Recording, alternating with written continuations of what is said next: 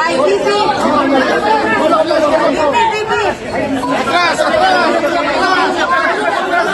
Vice President Inday Sara, ginulat ang Team Malita. Hindi inakala ng Team Niloestro na susugod si Vice President Inday Sara dyan sa Senado. Anak ng kagwang pinakabalang ni Inday Sara itong mga hinayupak ng mga buhaya eh. Grabe, dinumog at siksikan ang mga media pagdating ng rockstar, pagdating ng bida. Ang tindi talaga ni Inday Sara. Wala na to. Sure na ang pagkapangulo ni Inday Sara, pinapanalo ni Jinky Luestro. Hindi na to mapipigilan patuloy dahil po dito sa nangyayaring impeachment na bugos laban ho sa kanya. Kaya naman, napalaban ang depensa ngayong araw sa pangalawang impeachment trial laban kay Inday Sara. Kaya nagpaulan ng napakaraming objection laban sa prosecution. Naku, iyak. Tinding laban ho ha. Bukas po, merong hearing uli. Siyempre, ang team depensa naman ang mag-cross-examine sa witness na hinarap po ng prosecution team kanina. Yari, maganda to abangan po bukas. Motion ni Kapunan denied. Ano Kapunan? Iyak ka na lang. Magandang gabi po sa ating lahat. Palike po muna, pa-share, pa-subscribe at pakipindot po ang inyong mga notification bell para lagi po kayong updated sa ating mga video. Mabuhay po tayong mga Pilipino. So ngayon po ang pangalawang araw ng impeachment trial labang kay Vice President Inday Sara Duterte. Maraming ganap. So ang gawin natin yung highlights lang muna. Sunod na araw, content ulit tayo. Pinaulanan po ng objection ng depensa ang prosecution. Ang sumalang po ngayon ay, siyempre, yung nagsagutan, nagbanggaan, nagsalpukan ay dalawang abogado. O, ito po. Yung isang abogado, singhot boy rin pala itong hinayupak na to. Mama, ganun din eh, putang ina, nagsama-sama na talagang mga bangag. O ito po yung sa prosecution team, ang pangalan po niya ay si Attorney Amando Berhel de Ligutan. Siya po yan, managing partner ng Salimbangon, Alvarez and Ligutan Law, Cebu City. Anak taga Cebu, anak ng Kagwang Bisaya, man kadong. Ba't ka nasa team singhot? Buang ka suminghot din siguro ka. Joined the firm in 2010 after previously working as a junior associate at Angara Abilio, Concepcion Regala in Cruz Law Office. Ang edukasyon, Bachelor of Major in Philosophy, Arts and Major in Philosophy, summa cum laude. Tangay na, matalino rin itong hinayupak na to, kaso nagiging bobo, no? University of San Carlos, Cebu. Ayan. Juris Doctor, University of the Philippines College of Law sa UP Diliman, siguro ho ito. Current academic roles, Professor of Labor Law, Remedial Law, in Public International Law at the University of the Philippines College of Law. Nasa UP pala nagtuturo ang buang. So may utak komunista itong animal na to.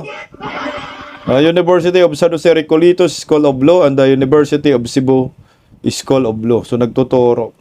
Notable work, handled various high-profile civil, criminal, and public interest cases of national attention, consultant to several local chief executive and lawmakers.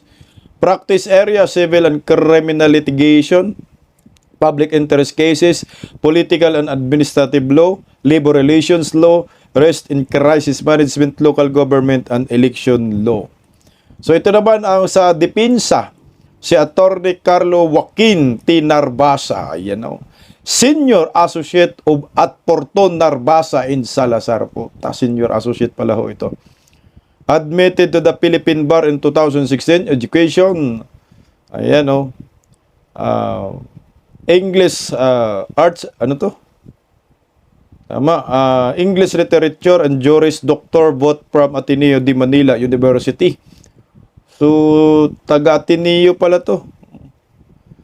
Previously experienced junior associate at Paredes Garcia and Gulis Law Office before joining Fortuna Arbasa in Salazar. Current role, first chair, litigator in major arbitration and dispute resolution cases. Practice areas, arbitration, corporate and commercial practice, and corporate rehabilitation, litigation, and dispute resolution projects, mining and natural resources. So ngayon basta Fortuna Arbasa Salazar, magagaling ang mga yan. So yan po ang nagsalpukan ngayon sa impeachment trial. O eto na. Umpisahan na agad natin.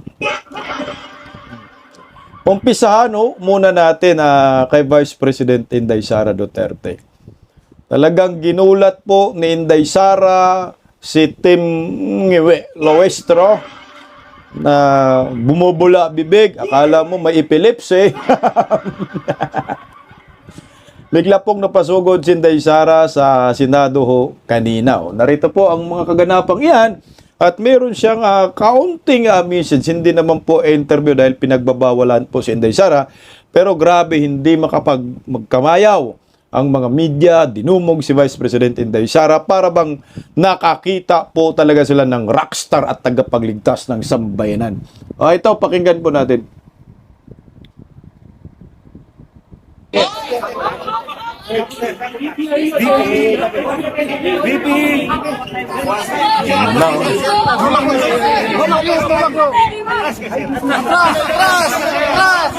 Tras daw. Dumating na ang bida. Grabe, dumog na dumog si Inday Sara. Ng mga media, si Day Junior walang ganyan. Grabe, dinumog talaga si Inday. Ano ba yan? Wala na. Pag ito, maging presidente man talaga ito, si Inday Sara na siguro makabreak kay Tatay Digong para sa akin. Yung kasikatan, well-known, isipin mo, mula naging vice-presidente siya, yung laman ng balita, media, Inday Sara Duterte na. Hanggang ngayon, so 6 years po yan. Tapos maging presidente siya, lalo pong well-known. At lalong mapag-usapan ang pangalang Inday Sara Duterte. Grabe na po, nakapasok po sila dyan.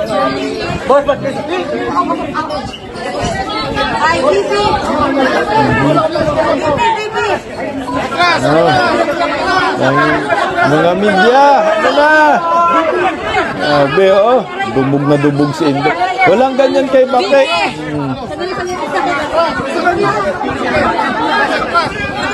Ano? Giveaway.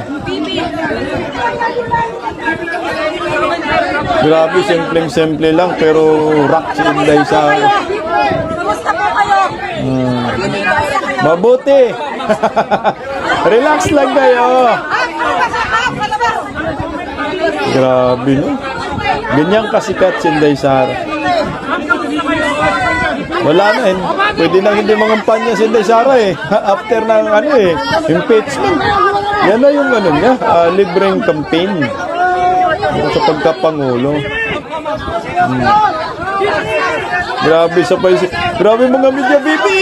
Tangina niya! Ayan na si Inday Sara, pinagkakaguluhan po ng maraming media. Iba talaga pag sikat.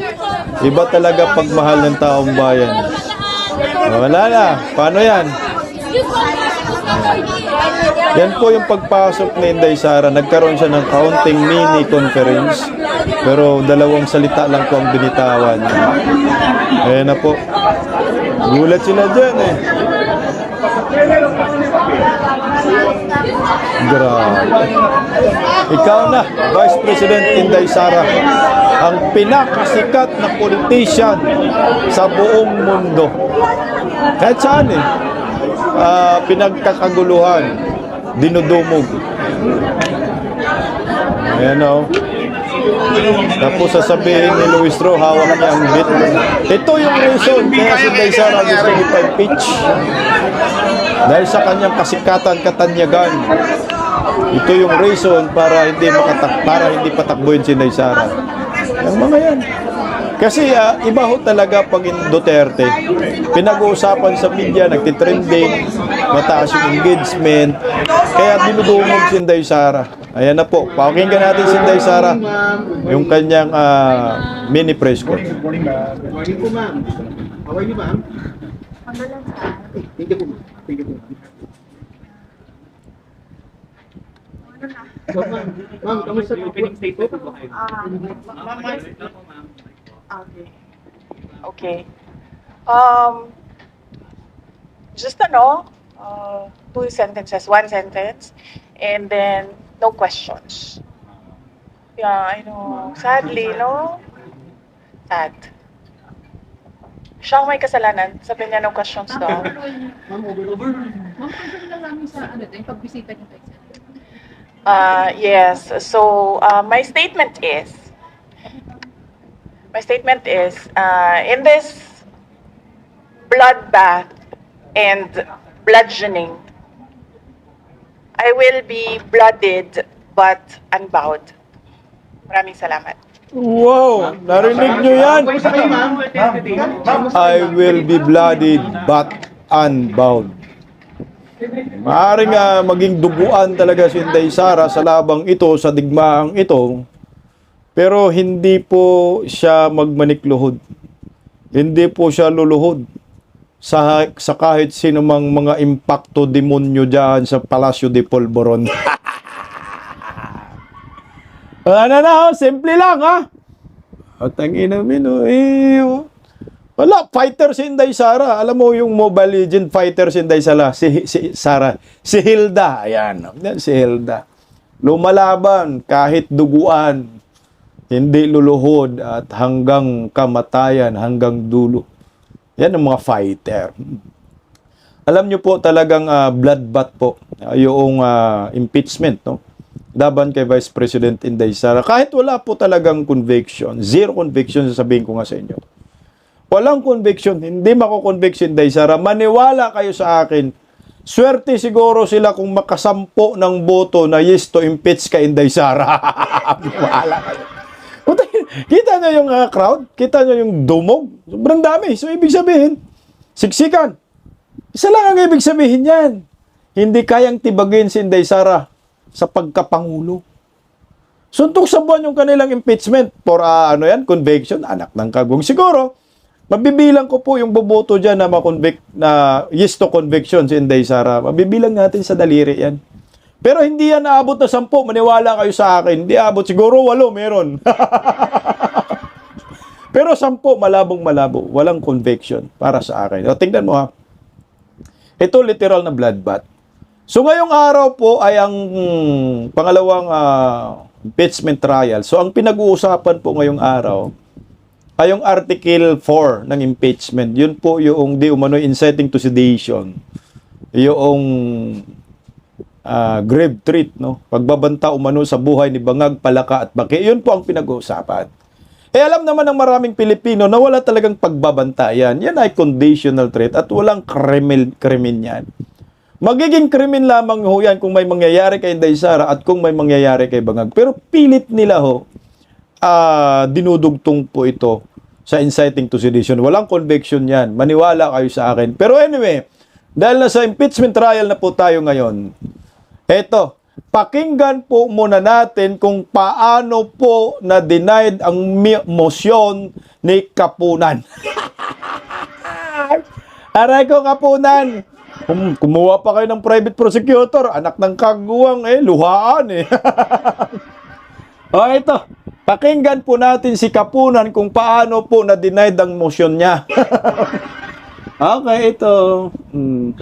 We are informed, and in fact, we have seen an interview conducted in the Senate premises on the Vice President herself. And she had been quoted as saying that she is expecting a bloodbath and a bludgeoning but she will not, her head may be blooded but unbowed. My respectful query, Your Honors, please, which could be directed to the defense counsels, is if the Vice President is in the premises, does she intend to appear personally before this impeachment court? And that is preliminary to another manifestation that I would like to make. Your Kindly Honors, please. proceed with your next one, counsel. Because the chair is not yet sure if it will even address this to the counsel for respondents or will simply answer the query of the counsel for respondents. This is relevant to the presentation that we will be making this afternoon, Your Honors. This court will recall your own statements, Mr. Presiding Judge, that on Tuesdays, every Tuesday of every week, that the prosecution must indicate who the witnesses they intend to present before this court will be. This is to enable the impeachment court to issue, when appropriate, and if deemed necessary, a subpoena for such witness. And that is my query this afternoon, because an presentation of witness on the first article that we will be presenting, which is grave threats and acts of sedition, Your Honor. One of the key witnesses, hostile, albeit hostile, would be the Vice President. And therefore, if we can inquire if it is her intention to again appear in the premises of the Senate, because we are already respectfully informing this honorable court that we will manifest, that we will have a written request for her presence in connection with this article on grave threats, Your Honor. That is the relevancy of my manifestation. The chair would like to rule on the manifestation and request of the counsel for prosecutors instead of throwing the question to the counsel for respondents, for the simple reason that I do not want to the parties to engage in a debate before this court. You can very well do that with the presentation of your witness through direct and cross-examination, redirect and recross. To answer, the impeachment rules do not mandate nor require the respondent to attend any hearing or trial of the impeachment court. Whether she was in the building earlier or arrived after, it is totally up to the respondent, because from the point of view of the court, she is represented in this court through her counsel already. Should the counsel for the prosecutors desire to call the respondent herself, the court will act on that motion and request once it is made and or filed, and need not make a ruling at this point in time. Because of course, when that motion is made, we will ask the counsel for respondent to make a comment and or reply. So denied. Putsang inumin, no? So motion o request, no, ni Kapunan ay denied. Kasi gusto niya, si Inday Sara isalang ngayong araw sana, dahil nandyan na daw sa premises ng Senado at nagpa-press-con daw. Wala namang interview. Nagpa-interview daw. Wala mang interview. Statement man si Inday Kapunan. Buang mang fake news ka. Puta, iyak si Kapunan dito, no?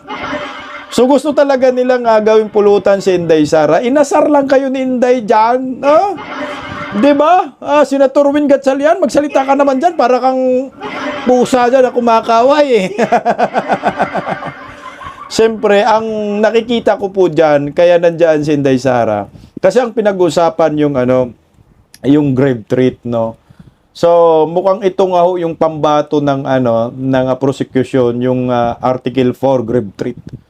So, siyempre, kailangan nandyan din si Inday Sara para makita din ni Inday Sara kung ano mga pinagsasabi ng mga witness ng prosecution, no. Alam mo kasi kaming mga Bisaya, magaling kami magbiro eh. Minsan ang biro namin to the highest level. Patyun takaday, ganun talaga eh. Ambot sa imo. Ganun kami mga Bisaya. That's part of freedom of expression at freedom of speech. Kaya naman, nagkasagupa agad, no? Ang depensa at ang prosecution. Magaling po yung ating pambato na abogado, ha?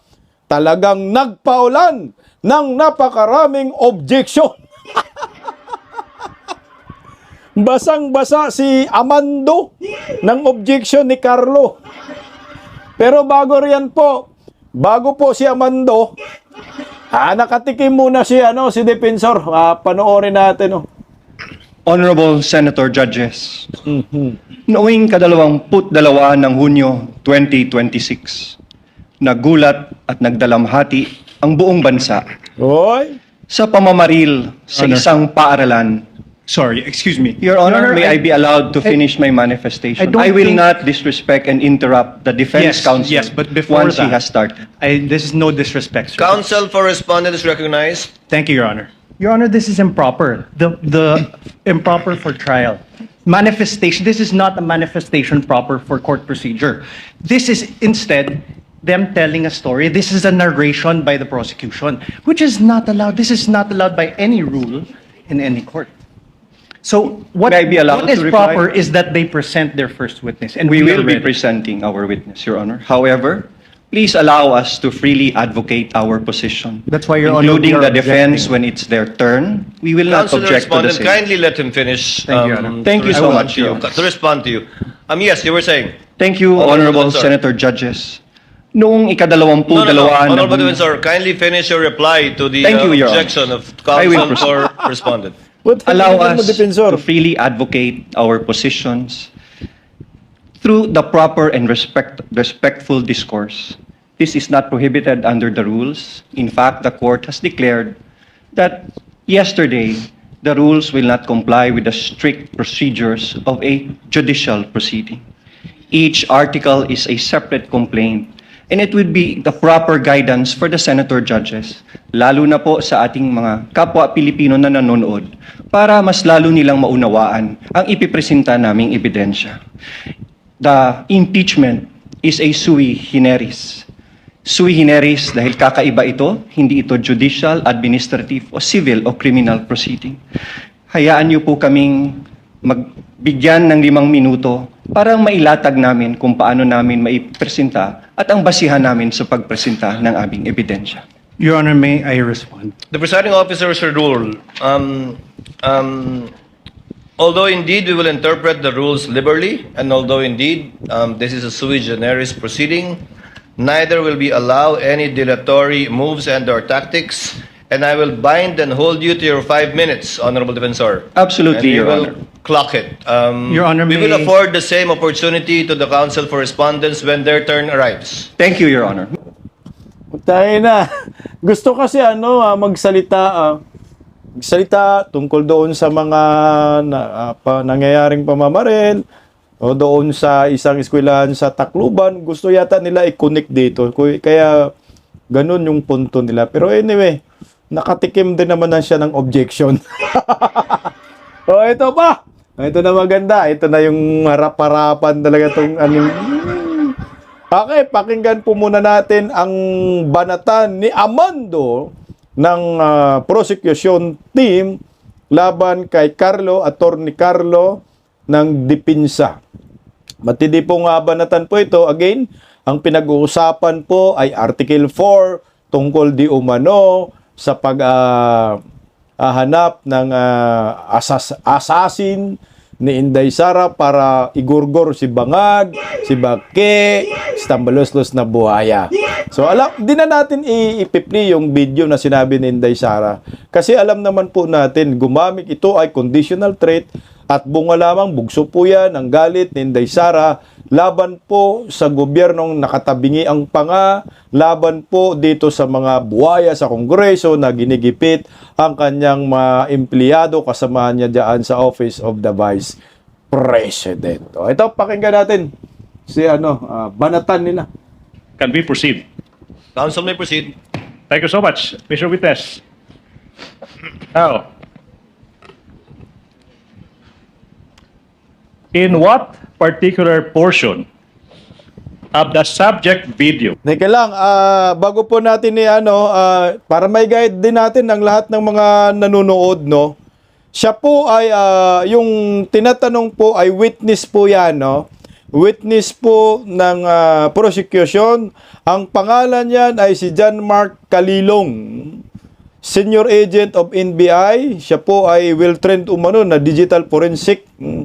At bahagi po siya ng cybercrime ng NBI investigation. Siya po yung nag-iimbestiga dito sa mga banat ng Inday Sara. O, pakinggan natin ito. Did the respondent utter that she already contracted a person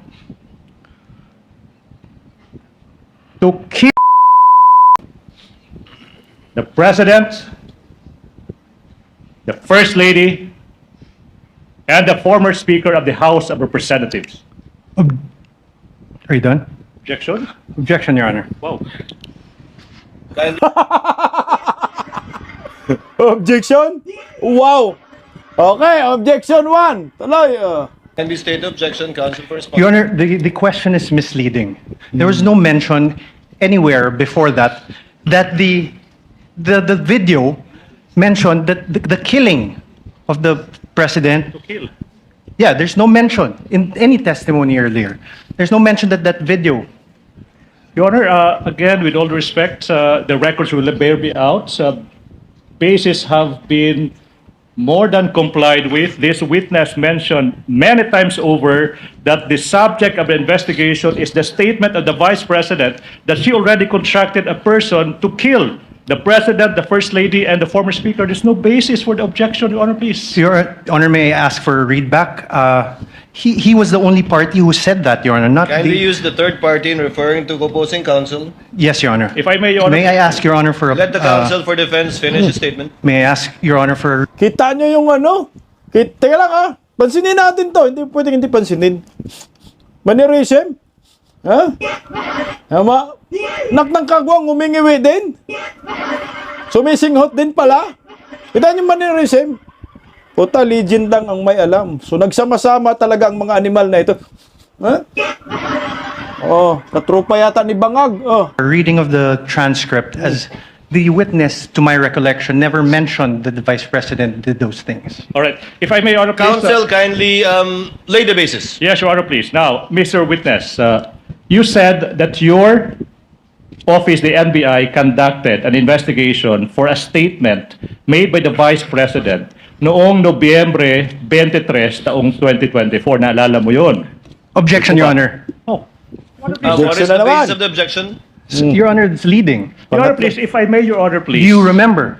Leading, Your Honor. If I may, Your Honor, please, I'm just giving into what the defense wants. The record will bear me out. This witness mentioned so many times over that he investigated the statement of the Vice President uttering that she already contracted a person. The whole nation is listening. The chair will Your make Honor, a ruling. so The many objection- words leading. The chair will make a ruling. The objection is overruled. Earlier, chair noted, I have it in my notes, that the question was propounded by counsel with respect to the 11/23/24 incident that was the subject matter of a digital forensic examination by the witness pertaining to the former Vice President. That was the instance, if the counsel will recall, that counsel for the prosecutors asked the witness if he knew who the Vice President was.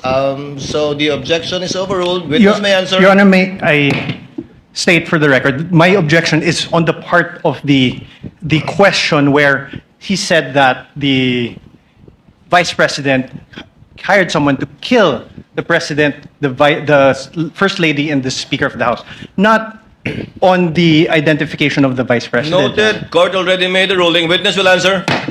Mr. Witness, naalala mo ba yung tanong? Can you repeat the question, Okay sir? now. Kindly repeat the question, Nabungul-bungul. Yung witness. Kasi hindi kasi pwedeng magtanong ka ng meron ng bahid ba na panghuhusga. Kailangan dyan, meron kang tinatawag na impartiality. Hindi po pwede na magtanong ka, sinasabihin mo na pinapapatay talaga, kill. Wala namang binanggit si Vice President Inday Sara na ganun, na kill talaga. Walang ganun eh. Ipipili talaga ho nila. Ang tawag po dito ay trial by publicity para baka sakaling maka-impluwensya ng maraming Pilipino. Kaya maganda po to, inulan ng objection ang buang. Alam nyo, makikita nyo kung gaano kagaling ang isang abogado dahil mabilis siya nag-o-object. Mabilis mag-o-object sa counterpart niya. Nakikinig at napag-aralan at ang lahat ng binibitawang salita ng prosecution. Kaya magaling tong si Carlo. O ito, hanggang dulo, nagpaulan ng objection. Tuloy lang natin konti. Read the question, counsel. In what particular portion of the subject video in that online media conference of the Vice President did she utter that she already constructed a person to kill the President, the First Lady, the former Speaker? In what portion? Objection, Your Honor. What is the objection? Your Honor, this honorable court already ruled on this question. The discussion later on was on the leading question made by the prosecutor. If you recall, Your Honor, this honorable court said, prosecutor, please lay the foundation, the basis for your question. Your Correct. Honor, please, if I may respond. The presiding officer will ask the witness. Mr. Witness, out of the 2 or more so hours of video that you downloaded, do you know if at all the timestamp that pertains to any statements made by the Vice President pertaining to any of the allegations in the articles of impeachment, particularly Article 4, the subject matter of this case, in relation to alleged threats made by her in that video? Yes, Your Honor, but may I refer to my investigator's note, Your Honor? You may do so. Senator Cayetano is recognized. Presiding Na, officer. Alan Senator Cayetano. Alan. May I know from the records, is this the first time that the witness mentioned that the Vice President uttered threats against the President, the former Speaker, and the First Lady? Your Honor, if I may, there was Because if no it's mention at all. Yes. Sorry, apologies. No, because if it's the first time, precisely the rule says that you cannot allow leading questions. Whether it's from the judges, whether it's from the presiding officer, or from the defense, or the... So meaning, you lay the basis. Simply, you ask him, ano yung laman ng video? Pag binanggit na niya, na may ganito sa laman ng video, then you can ask him na directly what part. So, all of us want to expedite it, but let's follow the rules. So that's why I'm asking, has this witness this afternoon, I missed a portion because I have a headache and I had to eat before I drink medicine, but I was watching sa TV. But hindi ko pa narinig na sinabi niya to. Kasi kung hindi pa niya sinabi, Mr. Presiding Officer, can we just follow the rules and just lay the basis, ask him ko ano laman ng video, let him testify, tapos pag binanggit niya, then you can ask him, hindi na siya leading. But we shouldn't really ask leading questions because we'll violate the rules. So excuse me, but I'll just be very particular when it comes to the rules, and it's not against any group. Mr. Senator Presiding Judge Officer. Cayetano, it will take some time before we can quote-unquote appeal to the records. I'm trying to have them get it. But in lieu of that, that's why the chair tried to intervene. Can counsel kindly lay the basis for the witness to be able to identify the timestamp portions of the 2-hour video? All right, Your Honor. Counsel for the prosecutors may proceed. This will be quick. Mr. Witness, you said that your office conducted an investigation on the statement made by the Vice President dated November 23, 2024, correct? Objection, Your Honor. Leading. Your Honor. Your Honor, he's not on direct. He's Overruled. Witness may answer. Yes, sir. Now, tanong, ano ba exactly yung sinabi ng Vice President nung araw na yan, November 23, 2024? Objection, Your Honor. Well, I'm not yet done. Your Honor, the pauses of the prosecution are very Kindly confusing. let the counsel for the prosecutors finish his question before Precisely, Your you Honor. object. May I Counsel ask for the prosecutor also may proceed. may I ask, instead of this, Your Honor, may I ask that the honorable court direct the witness to allow me to object before answering? Because No. precisely the questioning of the prosecutor Okay, what? is there are many pauses, which I it's confusing if he's done or not. Counsel, Ay! Puta, umula ng objection si Amando. Pinaula na ni Carlo. Puta, napaka-arrogante kasi magtanong, no? Akala mo, para bang nilalason niya yung witness, kunyari ka pa, pareho namang pinag-usapan nyo na yan, yung script ninyo. Okay, kasi gusto kasi nila i-point talaga na meron na daw hinire si Vice President Inday Sara na assassin eh. Kung merong hinire na assassin, ilabas nyo nga si assassin. Sino ba yung assassin na yan? Baka bigla-biglang ilabas nyo si Madriaga, anak ng kagwang na talaga. O si Trillanes, ang galing ni Carlo. O tuloy lang natin ng kaunti. Counsel, witness even on occasion forgot what the question was because he did not respond to the question of the prosecutor. Yes, Your Honor. So I just Court will make sure of that. Thank you, Your Honor. So kindly finish your question if Yes, you want to so- state it again, counsel for the prosecutors. Maybe it's the tone. No? I'll be quick. What particular statements of the Vice President on that day did you investigate? objection, Your Honor. Vague. Please. Take it. Objection na naman. Sabi naman, Amando. Mukhang nakaragbi ka, Amando, ha. Hindi nga ganong, bawal nga yung mga leading question nga. Tanginang kulit mong hinayupa ka. Akala ko ba professor ka ng UP?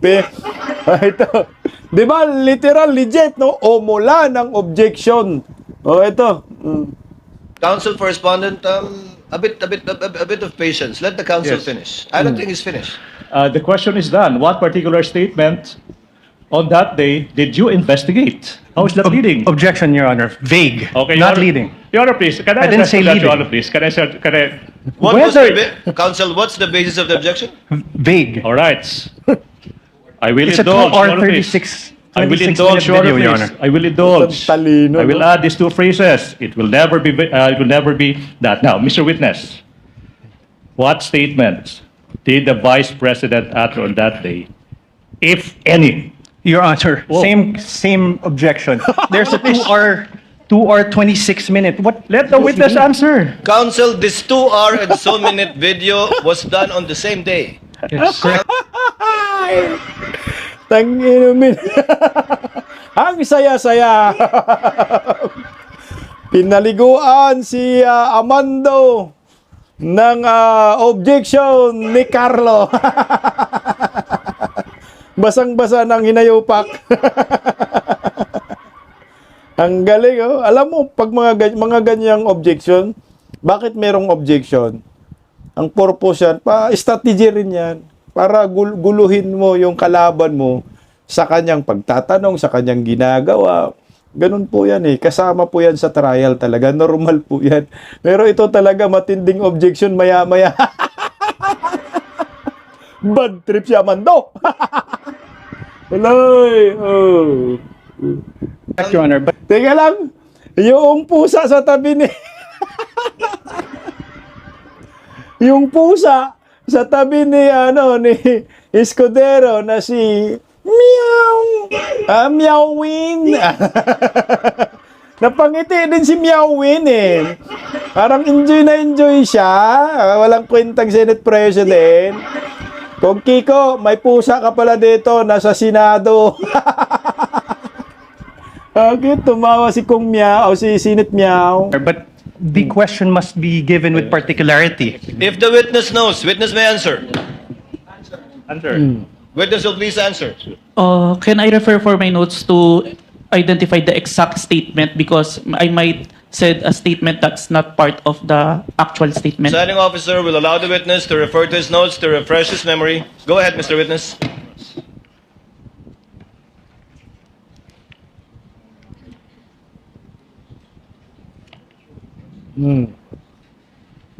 The specific statement, quote and quote, yes, huwag kang mag-alala ma'am sa security ko kasi may kinausap na ako na tao. Sinabi ko sa kanya kapag pinatay ako, BBM, si Lisa Araneta at si Martin Romualdez. No joke, no joke. Nagbilin na ako ma'am. Pag namatay ako, sabi ko, huwag kang tumigil hanggat di mo si... Then he said yes. Please proceed, counsel. Thank you. Now, Minumute lang natin yung mga sinasabi niya kasi gurguran yung mga pinagsasabi. Yun yung punto riyan kasi makapupula tayo eh. Ang sinabi niya, meron na akong kausap, wag kang mag-alala, no?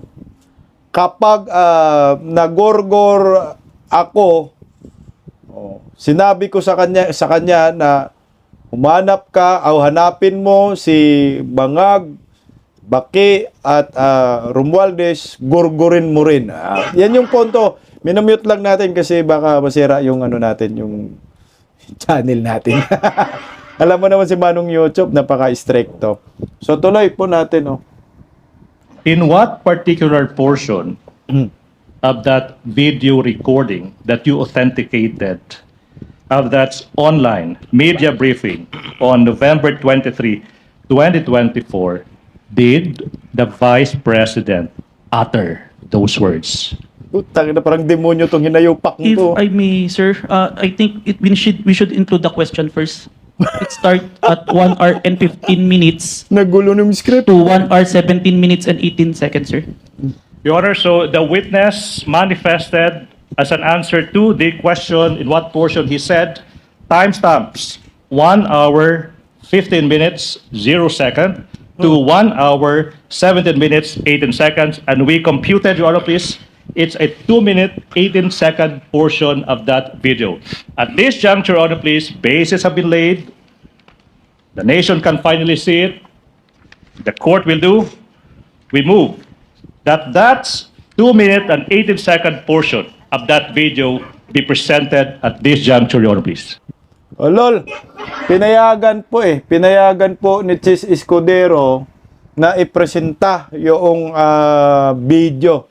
Pero ang gusto kasi ng defense team na bago natin i-cut yan, splice yung video, panoorin natin yung 2 oras na press con para magkaroon tayo ng tamang konteksto. Kasi kung yung cut na video lang, siyempre, may magkaroon ng negative na impression, maling context. Pinayagan ni Chis Escudero. Pero anyway, wala namang problema ho yun eh. Alam naman ng taong bayan na sinabi ni Inday Sara, kapag ginorgor ako, ay hanapin mo, meron akong kausap na gorgorin kayo. Mangyayari ba yun na magorgor sila kung hindi ginorgor si Inday Sara? Putangin na, reverse psychology po yan. Kung tutuusin nga, mag-imbestiga nga ho dapat ang gobyerno kung sino po yung gustong gumorgor kay Inday Sara. Bakit napasabi niya yung ganyan? Dagdag lang tayo ng konti, 1 minuto na lang. Panoorin natin kung paano binuljak ni Carlo si Amando. Your Honor, for the record, we have the Counsel for respondent. copy of the document. How can he be identifying the document when he does not have that copy? Are you following a script? Is he following Oh a my script? goodness, Your Honor, please. I move that statement by the defense that the witness is following a script be stricken out of record. For the record, Your Honor, the witness was perusing the document before he handed that to the defense.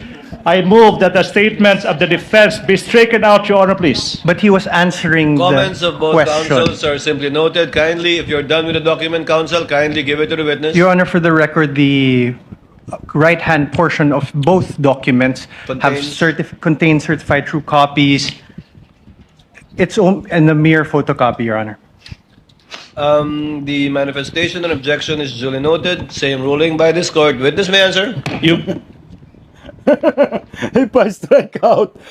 Yung sinabi ni Carlo kay Amando na wala ka nang na ano ka sa script, nalito ka sa script. Hindi mo nasundan kasi wala kang kopya. Iyak si Amando kay Carlo. So anyway, natapos po ngayon ang pagtatanong ng prosecution sa kanilang witness na NBI, taga NBI, no? Taga anti-cyber, cybercrime unit ba yan? At bukas, no? Bukas ay ang defense team naman ang mag-cross-examine at magtatanong dito po sa witness ni Amando na mukhang singhot boy din. At malalaman natin kung gaano kasinungaling at kung paano matataranta ang witness ng prosecution kay Attorney Carlo. Laban lang, day. Ito ang tunay na bloodbath. Paggising sa umaga, tanghali at gabi, nakikita ko ang post niya, ang hapdi. Paano nga ba to? Di ako makatanggi. Watch ko na lang at isipin ng mabuti. Disdak Pilipinas. Disdak, tinig ng katotohanan. Sa bawat vlog may laban sa kasinungalingan. Mulat ang mata, gising ang masa. Disdak Pilipinas, para sa bayan, gumigising sa diwa. Sa likod ng kamera, tapang ang dala, walang sinasanto kung mali ang gawa. Hinay-hinay, pero palaban. Boses ng tao sa digital na labanan. Disdak, tinig ng katotohanan. Sa bawat vlog may laban sa kasinungalingan. Mulat ang mata, gising ang masa. Disdak Pilipinas, para sa bayan, gumigising sa diwa.